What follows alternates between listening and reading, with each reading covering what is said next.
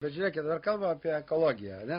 Kalbam, kaip čia, kiek tų dujų išmeta, kiek čia kas sudegina. Dabar, žinot, man labai keisti reiškiniai, kuriuos aš matau danguje. Danguje praskrenda lėktuvas ir tas lėktuvas, kuris ten tik tai tas temperatūriniai būna paskui uodegos tos, jos greitai dingsta. Žiūrėkit, dabar skraidžia lėktuvai ir per dieną jų 10 lėktuvų, 8 lėktuvai ir palieka tokius pėdsakus, kurie įsiskleidžia ir kaip debesys leidžiasi ant žemės. Užsidėjau aš Google, kur yra, chemtrail.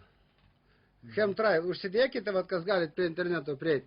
Ir pažiūrėkite, ten yra prašyta, kad ten purškiamos kažkokios tai cheminės medžiagos, kurios turės didelės pasekmes žmonių gyvenimui.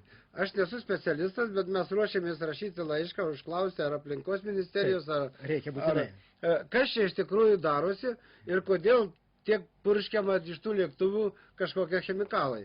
Ar jie čia gerina mūsų gyvenimą, gal jie nuo kokių nors blusų mus čia, žinot, kad jos neužpultų, gal kažkokie dalykai, bet iš tikrųjų žmonės nežino, jie net atkreipkite dėmesį į dangų, kai geras oras ir pamatysit, kiek yra suražytas dangus ir kaip plečiasi tie išmesti tie į orą. Tai čia, kas čia per dalykai, kas čia per ekologiją? Turi aplinkos ministerija turėtų atsakyti. Ministerijos ekspertai viešai pareikšti savo nuomonę. Taip, aš manau, kad pasidomėkit klausytojai ir žiūrovai, aš tiesiog noriu atkreipti dėmesį, kad pakelkit į dangų akis ir pamatysite, kaip nėra debesų, kas ten vyksta.